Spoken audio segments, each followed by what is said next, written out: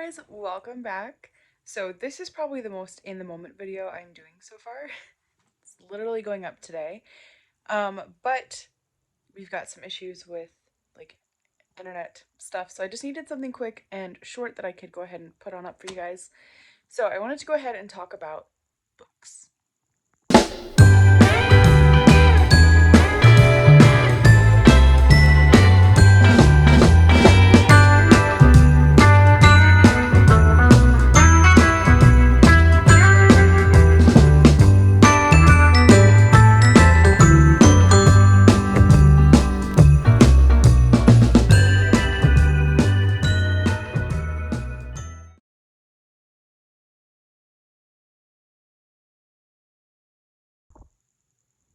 Please forgive the lighting and everything else. But when it comes to being prepared, books are where it's at.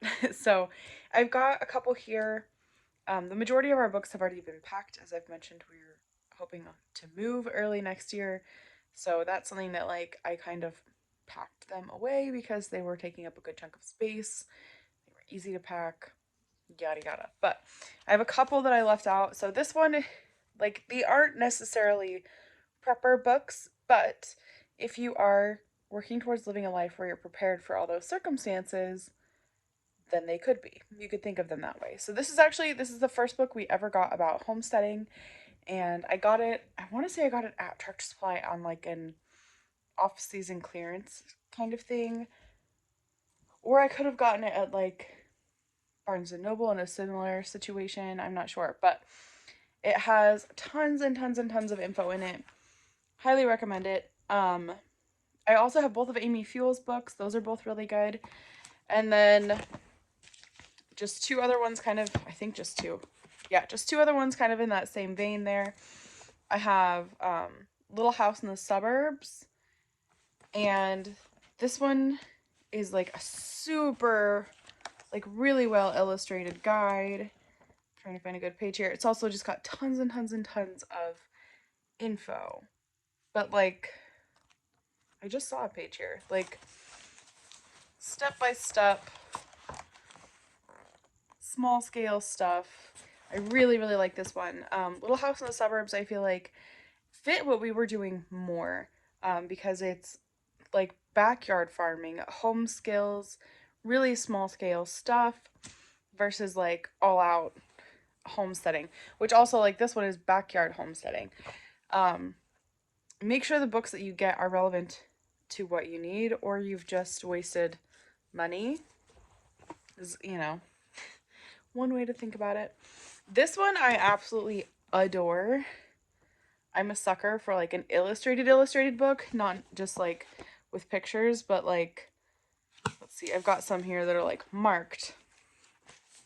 So the angle on this I know is atrocious, but average water needs for animals, different breeds of pigs, and it lists different things about them too. It's beautiful, but it's also so packed with information. This one I adore. I would recommend this to everybody because it's such a good book, and it really it breaks everything down.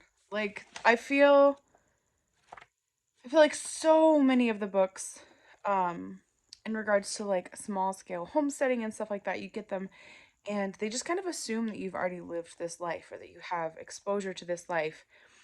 And this one doesn't do that. And so I'm trying to find a good page here. Every page is good, but even right here you can see a really good example. It tells you, it breaks down the parts of the jar, which not everybody just inherently knows those. And then when you're going through recipes and stuff like that, you're like, okay, but is that when they say the lid, is that the outside part or the inside part? And it's the inside part. The outside is the ring. And I know that, but not everybody knows that, with that, the Ball book of preserving, it used to be called the Blue Book. Yeah, this one doesn't say, or it does right at the top, Blue Book. I've had a love-hate relationship with Ball this year. If you follow me on Instagram, you know that. A lot of their lids aren't sealing the way that they normally do. Kind of sad, but they're still performing for us. And canning is obviously, it's a huge, huge way to stay prepped with your food storage and be able to like sustain yourself, especially off of your own harvest and things of that nature. But you could also do it with stuff you find at the grocery store, which is a really, really good way to build your food storage. Last year, I started canning with mandarin oranges. That was our first in home project. We'd canned pickles previously and stuff like that, just using like big pots. But yeah, that was our first like canning project for us to build our own food storage was mandarin jam. And that's because I found mandarins cheap on the reduced produce rack at my grocery store. And I was like, I can do something with these. So we had mandarin cranberry jam, and it is amazing. I think we maybe have one jar left. So, I mean, so it almost made a year. And we probably we made 12 half pints. So we probably went through like one a month, which was perfect. And they were like, we love the smaller size. That's another thing. Like, you can do it exactly how your family needs it when you preserve it yourself versus getting like a huge thing of jelly at the store and then it goes bad because it's just the two of us and we eat jelly maybe once a month. Whereas if you can just do it in the little bitty jars and you open it and you use it the one day and then you know you got to use it like once again in the next week or two and it's done. It's gone and you didn't waste anything. So, definitely recommend all forms of canning and food preservation. And then this other book I have is on dehydrators. And this one I actually got at the dollar store. They frequently get books that are, I think they're just like surplus type books or whatever, but I've found some very helpful ones in the past several years at Dollar Tree. Like I got this one for dehydrating. I have one that was gluten-free recipes. I have one on different ways to use kale from Dollar Tree. So always, always worth checking out their book section. Um, in line with that, I adore Wonder Books, and I know that they have an online presence as well. So I will share that in the link or share a link below. But when we lived up in Maryland, we lived up there for 3 years. That was my favorite place to go was Wonder Books, and it's just like aisle and aisle and aisle. It's a maze of used books. It's fantastic. So many of our books have come from there. And they do have a site online, and then Thrift Books is another one. And you can, I know for sure on Thrift Books, but probably also on Wonder Books, if there's one that you want, but it's not available because they're functioning off of like, it's not consignment, but like you sell your books to them. I can't think of the right words for all of this right now. But so they're functioning off of used books, right? So they don't know when the next one's coming in. But you can like set a reminder so if they get one in, you get an email. And I've had that work out in my favor so many times. So many times. So highly, highly recommend books. Other ones that we have that are packed that I would also highly recommend. We have one on how to build structures from reused wood. And it has like plans for like disassembling pallets, how to tell if wood is good or not to be reused, like if you were pulling apart an old barn. But that one definitely would be fantastic for preparedness stuff. We have a couple first aid books. We have one that's like how to survive the apocalypse or something. It's supposed to be, you know, like a funny, cheeky, like coffee table gift book, but there's tons of good information in there. And this time of year, you can find tons of books like that. Yeah, we have a couple medical books as well.